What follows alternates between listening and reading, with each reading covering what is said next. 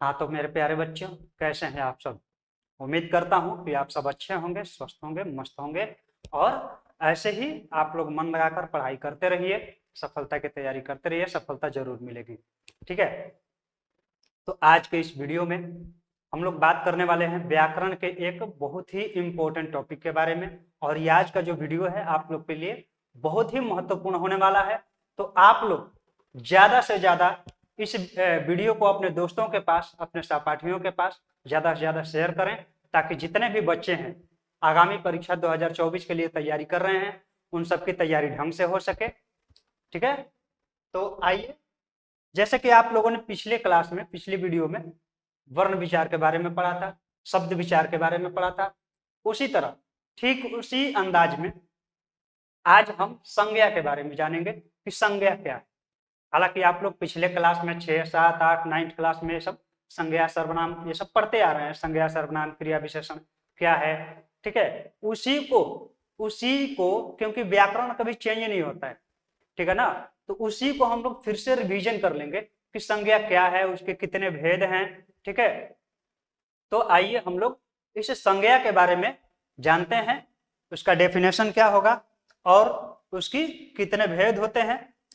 तो सबसे आसान शब्दों में हम बताएं, हमने बहुत ही आसान शब्दों में, मतलब एक होता है ना सिंपल सी साधारण भाषा में, साधारण परिभाषा यहाँ पर दिया गया है और इस हिसाब से हमने आप लोगों को समझाने की कोशिश किया है। ठीक है। तो आइए इसकी परिभाषा देख लेते हैं कि संज्ञा की परिभाषा क्या है। तो सबसे पहले ये हम बता दें कि ब्रह्मांड में, पूरे ब्रह्मांड में कोई भी चीज है, चाहे वो व्यक्ति, वस्तु, स्थान या फिर भाव, ये सब कोई भी चीज है ब्रह्मांड में, अगर उसका नाम है, अगर नाम है तो फिर वह संज्ञा है। क्या है? अगर नाम है तो फिर वह संज्ञा है। चाहे वो किसी व्यक्ति का नाम हो, या फिर वस्तु का नाम हो, या फिर स्थान का नाम हो, या फिर कोई भाव का नाम हो, तो फिर क्या कहेंगे? उसे संज्ञा कहेंगे। ठीक है। तो आइए सबसे साधारण भाषा में परिभाषा देख लेते हैं। किसी प्राणी, वस्तु, स्थान या भाव के नाम को संज्ञा कहते हैं। किसी भी वस्तु का नाम, किसी भी व्यक्ति का नाम, किसी भी स्थान का नाम या फिर भाव के नाम, तो फिर उसे हम लोग संज्ञा कहेंगे। आइए कुछ उदाहरण देख लेते हैं। उदाहरण में जैसे है प्राणियों के नाम, जैसे मोर हुआ, पक्षी हुआ, गाय हुई, मनुष्य, तुलसी, ये सब क्या है? प्राणियों के नाम है। ठीक है। तो ये क्या है? मोर क्या है? मोर यहाँ पर संज्ञा है। पक्षी क्या है? पक्षी भी संज्ञा है, क्योंकि ये सब प्राणियों के नाम हैं और हम कह रहे हैं कि किसी प्राणी, वस्तु या स्थान नाम को संज्ञा कहते हैं। आगे देखते हैं कि वस्तुओं के नाम, चाहे कोई भी वस्तु हो, जैसे पुस्तक है, कलम है, खिलौना है, तो ये सब क्या है? ये सब संज्ञा। ये सब क्या है? संज्ञा है। अगर हम स्थानों के नाम देखें तो सासाराम, पटना, वाराणसी, ये सब क्या है? संज्ञा, क्योंकि ये शहरों के नाम आ गए, किसी स्थान का नाम आ गया। तो अगर किसी भी स्थान का भी नाम आ जाए तो वो भी संज्ञा है। अब बात करते हैं भावों के नाम। ठीक है। भावों के नाम जैसे बचपन, बचपन क्या है? एक भाव है। बुढ़ापा, बुढ़ापा क्या है? एक भाव है। परिश्रम, वीरता, ये सब क्या है? भाव है। और अगर भाव है तो फिर ये संज्ञा।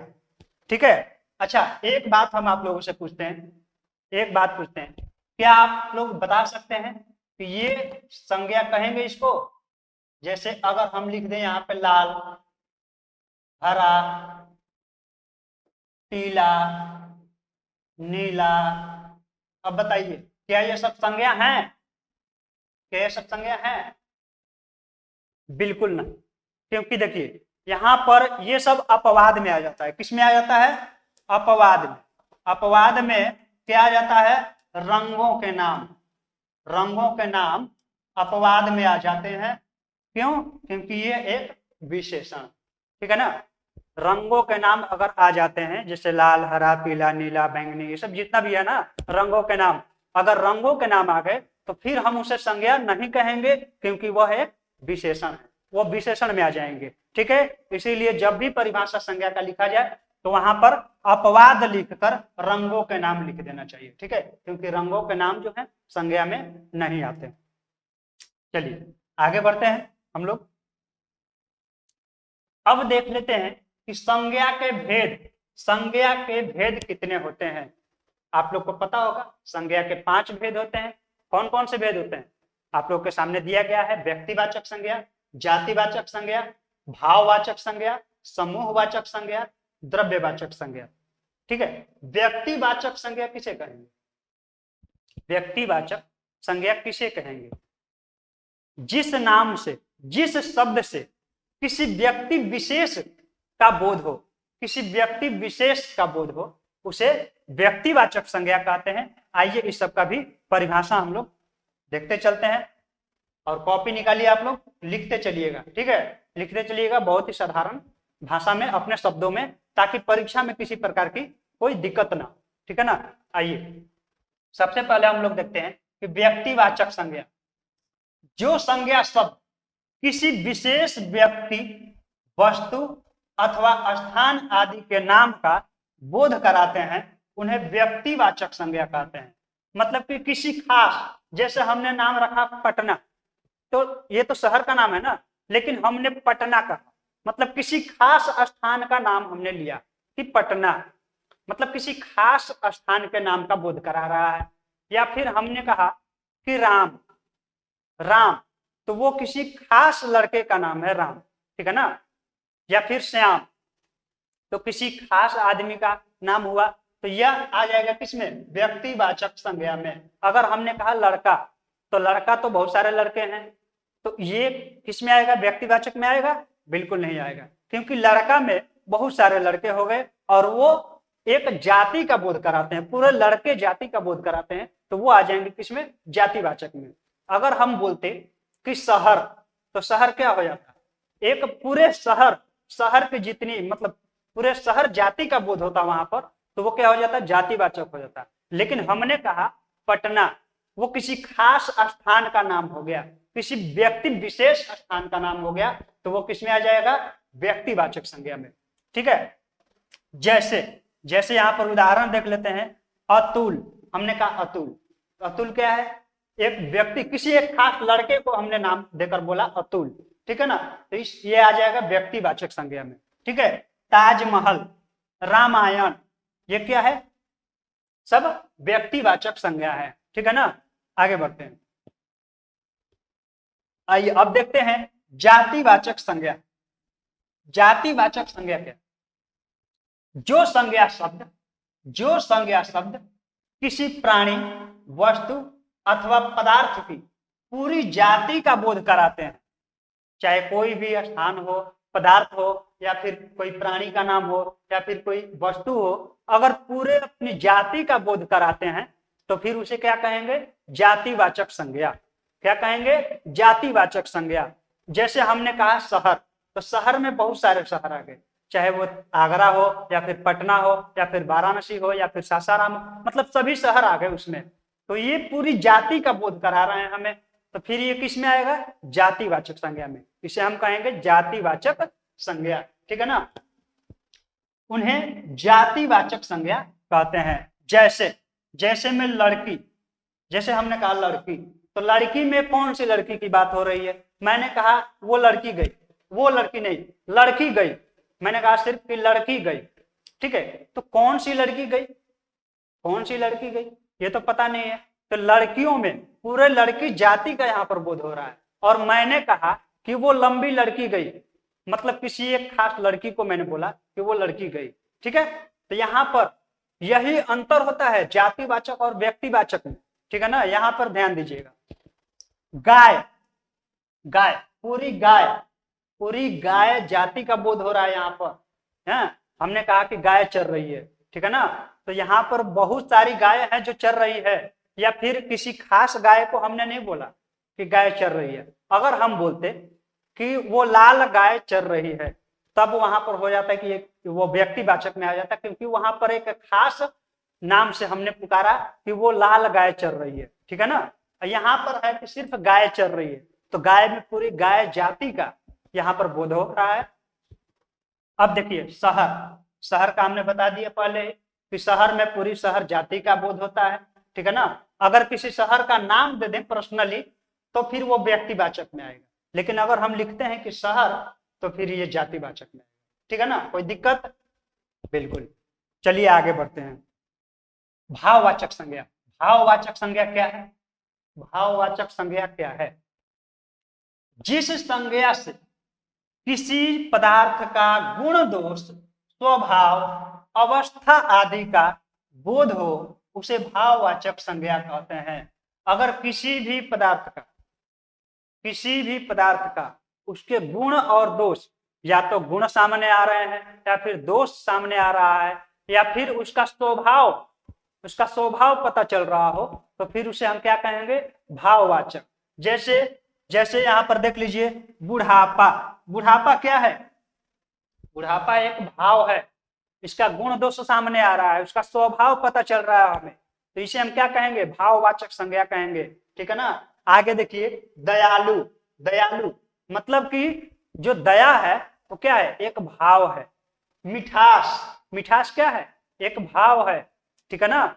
मिठास क्या है? एक भाव है। और किसी भी पदार्थ के उसके गुण दोष के बारे में पता चले, उसके स्वभाव के बारे में पता चले तो फिर उसे हम क्या कहेंगे? भाववाचक संज्ञा कहेंगे, ठीक है। समझ गए आप लोग? हाँ, चलिए अब देखिए 4 नंबर पे है समूहवाचक संज्ञा।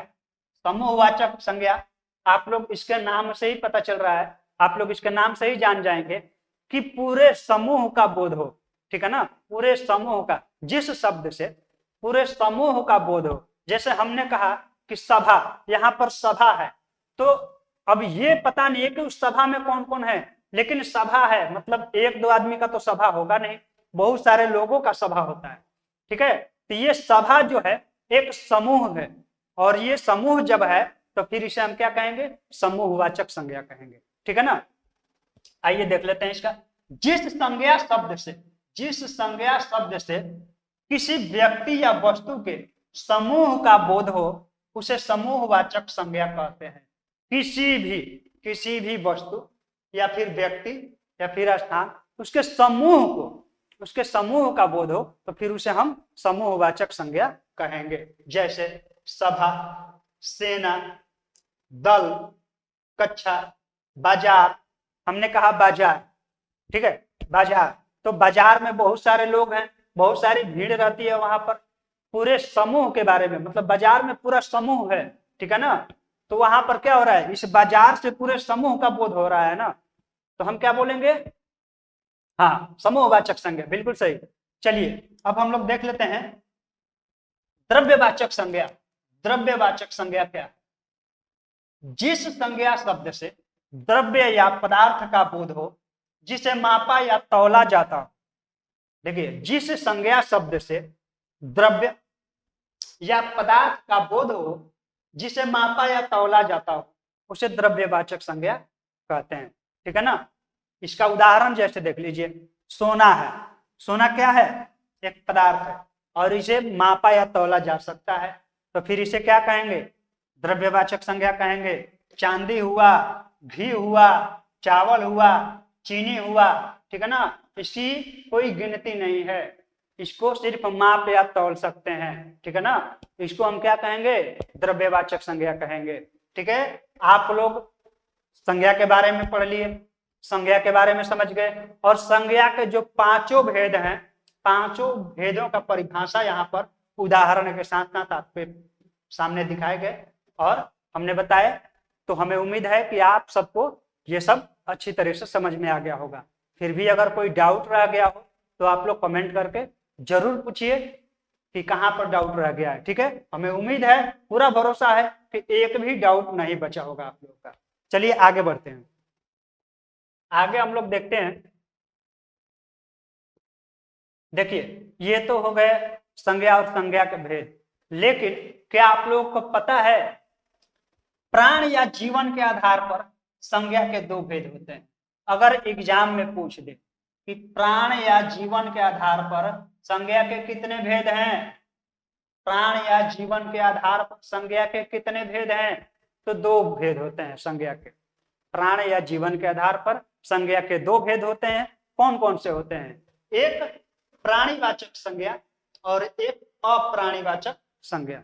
क्या है? एक प्राणीवाचक संज्ञा और एक अप्राणीवाचक संज्ञा। ठीक है ना। अब देखिए प्राणीवाचक संज्ञा किसे कहते हैं? प्राणीवाचक संज्ञा किसे कहते हैं? जिस संज्ञा में प्राण या जीवन होता है उसे प्राणीवाचक संज्ञा कहते हैं। बहुत ही सिंपल परिभाषा है, याद करने में कोई दिक्कत नहीं है। कोई भी ऐसा वस्तु है, संज्ञा मतलब किसी वस्तु का नाम या स्थान का नाम या फिर किसी व्यक्ति का नाम, ठीक है ना। तो जिस संज्ञा में प्राण या जीवन होता है, जिस संज्ञा में प्राण या जीवन होता है उसे प्राणीवाचक संज्ञा कहते हैं, और जिस संज्ञा में प्राण या जीवन नहीं होता है उसे अप्राणीवाचक संज्ञा कहते हैं। अब बताइए कहाँ पे आप सबको दिक्कत है? कहाँ पे दिक्कत है समझने में? सीधी सी बात है, जिस संज्ञा में प्राण या जीवन हो उसे प्राणीवाचक संज्ञा कहते हैं, और जिस संज्ञा में प्राण या जीवन ना हो उसे अप्राणीवाचक संज्ञा कहते हैं। जैसे यहाँ पर देखिए आदमी, आदमी में क्या है? प्राण है, जीवन है, तो फिर ये क्या है? प्राणीवाचक संज्ञा है। पशु है, पक्षी है, कोयल है, घोड़ा, ये सब क्या है? इन सब में प्राण है, जीवन है, तो फिर ये सब क्या हुए? प्राणीवाचक संज्ञा। ठीक है ना। अब देखिए पहाड़ है, नदी, तालाब है, बांस है, इस सब में क्या है? प्राण है? बिल्कुल नहीं है। जीवन है? बिल्कुल नहीं है। तो फिर ये सब किस में आएंगे? अप्राणीवाचक संज्ञा में। बहुत ही सिंपल है, याद रखिएगा। प्राण या जीवन के आधार पर संज्ञा के दो भेद होते हैं, प्राणीवाचक संज्ञा, अप्राणीवाचक संज्ञा। ठीक है ना। चलिए अब देखिए भाववाचक संज्ञा की रचना कैसे होती है। जो भाववाचक संज्ञा है ना उसकी रचना कैसे होती है, आइए हम लोग देख लेते हैं कि भाववाचक संज्ञा की रचना कैसे होती है।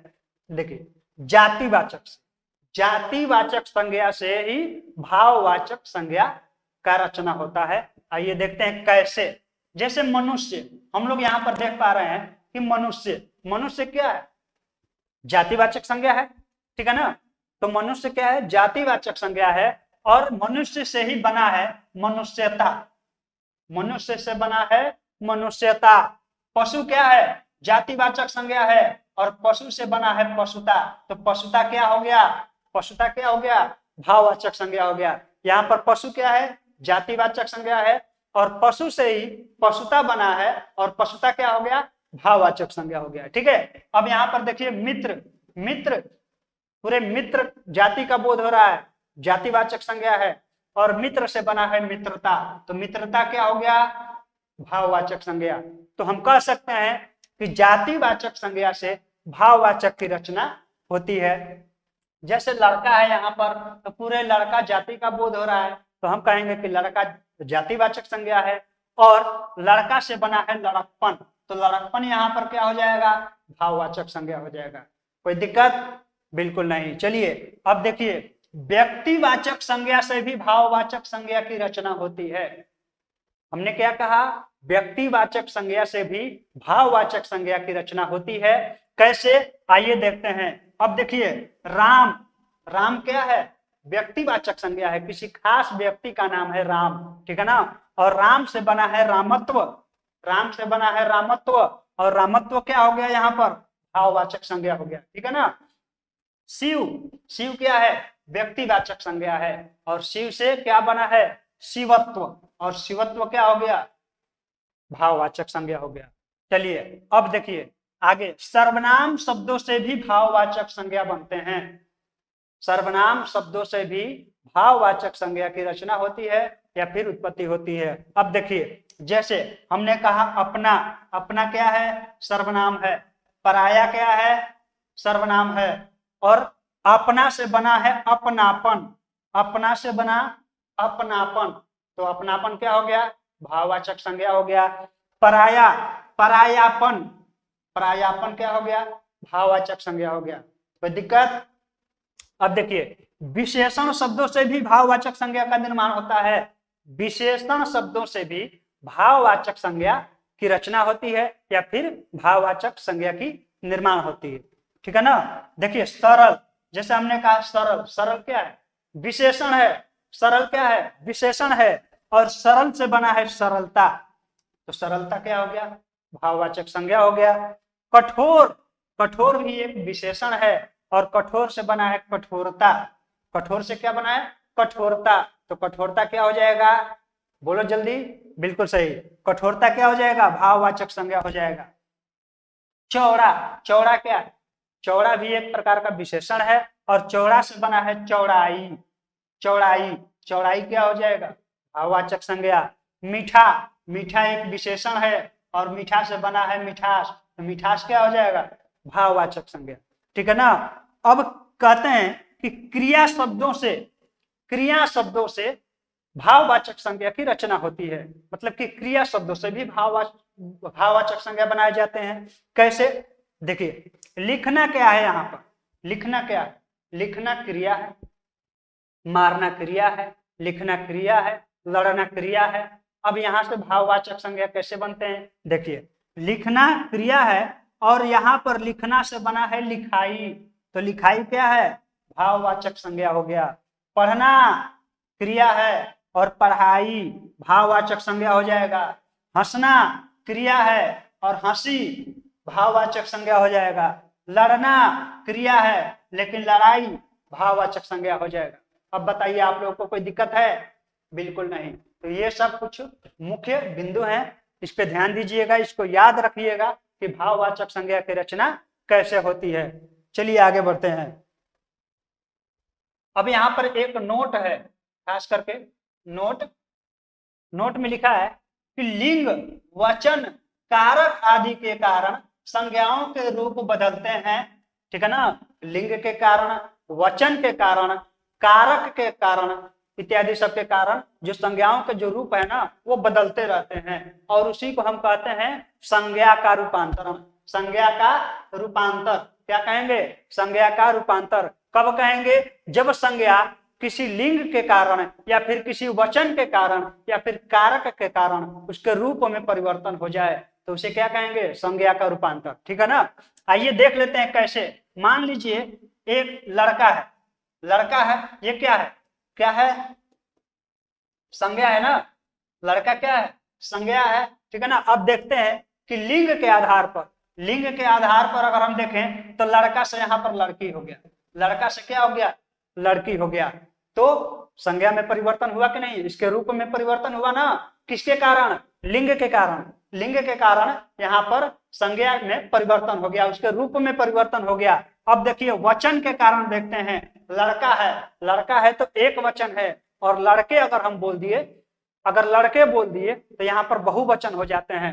तो लड़का से ही लड़के बना, तो लड़का, लड़का और लड़के, यहाँ पर संज्ञा के रूप में परिवर्तन आ गया। ठीक है ना। वचन के कारण संज्ञा के रूप में परिवर्तन हुआ। अब कारक के कारण देखिए, कारक के कारण अगर हम देखें तो लड़का, अगर उसमें कारक का प्रयोग होता है, किसी वाक्य में प्रयोग होता है, तो अब यहाँ पर कहते हैं लड़कों ने या फिर लड़कों को, लड़कों ने बदमाशी किया। ठीक है ना। लड़कों को पीटा है।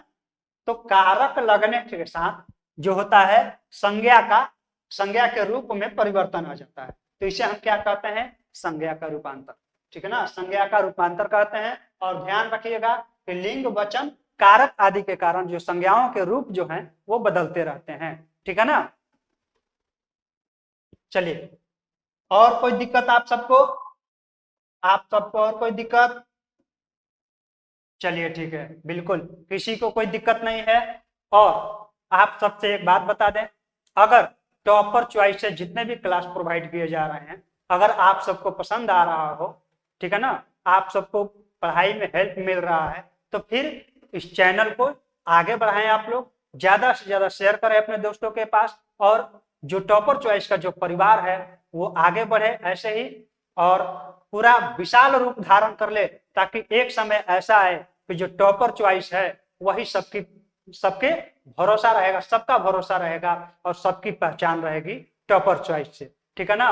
और खास करके एक बात आपसे कि ये जो है ना, जितने भी यहाँ पर मैंने पढ़ाया है और जिसका भी परिभाषा लिखवाया है मैंने, अगर इस सब आपको चाहिए, आप पीडीएफ के रूप में प्राप्त करना चाहते हैं, तो इस वीडियो के डिस्क्रिप्शन बॉक्स में टेलीग्राम चैनल का लिंक मिल जाएगा। आप लोग उस चैनल को ज्वाइन कर लीजिए और वहां से टॉपर चॉइस से जितने भी क्लास होंगे सबके वीडियो के लिंक भी मिलते जाएंगे, सबके पीडीएफ भी मिलते जाएंगे, चैप्टर वाइज क्लास वाइज सबके पीडीएफ मिलते जाएंगे, ठीक है ना।